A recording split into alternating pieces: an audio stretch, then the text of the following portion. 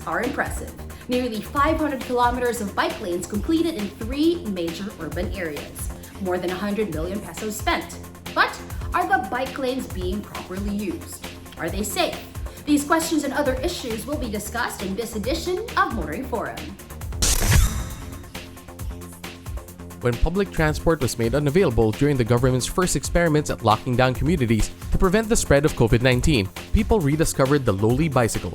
For the many essential workers faced with no motorized mode of getting from home to work and back, the bicycle was a perfect alternative to merely walking. And even when various modes of public transport were again made available, albeit with limited capacity and strict protocols, those who discovered bicycles for personal mobility continued to prefer cycling to work and moving around the metro. With more and more cyclists on roads now seeing more public utility and private vehicles on the road, many fear accidents are bound to happen, and some did end with more close calls than ever. Cycling groups began clamoring for exclusive lanes for bicycles. Authorities began slowly responding positively to the call, dusting off and refurbishing existing bike lanes and establishing new ones. But soon, authorities, specifically the DOTR and the DPWH, began a program to establish bicycle lanes in major urban centers, particularly Metro Manila, Metro Cebu, and Metro Davao. Funds for establishing much of the bicycle lanes were provided by the Bayanihan to Recover S1 Act of 2020 with a total allocation of 145.371 million pesos. The DOTR also began partnering with the private sector to promote the use of the bicycle and other forms of what authorities are now calling active transport.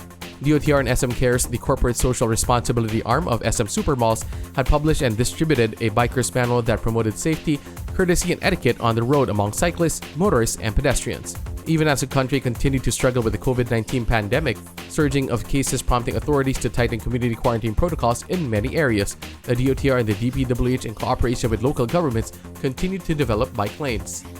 In the second year of the pandemic, DOTR Secretary Arthur Togada is crisscrossing the country, inspecting progress on bike lanes, encouraging people to try active transport, while pushing other programs to help drivers and transport operators sustain their livelihoods, like the service contracting program. And soon, Secretary Togada is also inaugurating the completed bike lanes. In Metro Manila, around 313 kilometers of bike lanes were established, cutting through Pasig, Marikina, Quezon City, Caloocan, Manila, San Juan, Mandaluyong, Makati, Pasay, Las Piñas, Parañaque, and Taguig. In Metro Davao, the 54.744-kilometer bike lane network was completed that spans across 14 road sections, including Quimpo Boulevard, Sandawa Road, Rojas Avenue, Quezon Avenue, Quirino Avenue, Jacinto Extension, Dr. A. Gahol Street, Mabini Street, F. Torres Street, Loyola Street, Porras Street, Inigo Street, and De Castro Street. In Metro Cebu, around 138 kilometers of bike lanes were established traversing 4 key cities: Lapu-Lapu, Mandaue, Cebu, and Talisay. After Secretary Togada finished formally inaugurating the network of bike lanes in these trio of major urban centers, a total of 495 kilometers of bike lanes have been built, much of it featuring white and green pavement markings, signages, bollards, or concrete delineators, bike symbols, solar studs, as well as bike racks in strategic areas. Aside from the bike lanes in major urban areas, many of the more progressive local government units, with DPWH as an active partner, have already incorporated bike lanes in their urban development plans, some in the construction stage, others already completed. Examples include Iloilo City with 4 kilometers of traffic segregated bike lanes and Bacolod City with bike lanes on or along the National Road. Even before the pandemic, the DPWH had begun incorporating bike lanes and wide sidewalks in many road extension and widening projects. However, aside from the bike lanes that were built as part of national roads, long stretches of bike lanes are taken from the outermost lanes of major thoroughfares and even secondary streets. Critics say that these can still be dangerous to cyclists if drivers or cars and riders of motorcycles continue to motor over them or even park over them. Others also point out that the bike lanes also cause congestion as they limit the number of lanes other vehicles can use.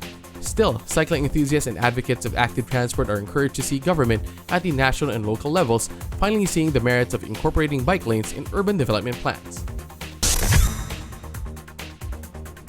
The biggest takeaway from the completion of bike lanes is that government is now promoting the use of what it calls active transport, primarily cycling, and that many local government units are including establishment of bike lanes in their plans for urban development.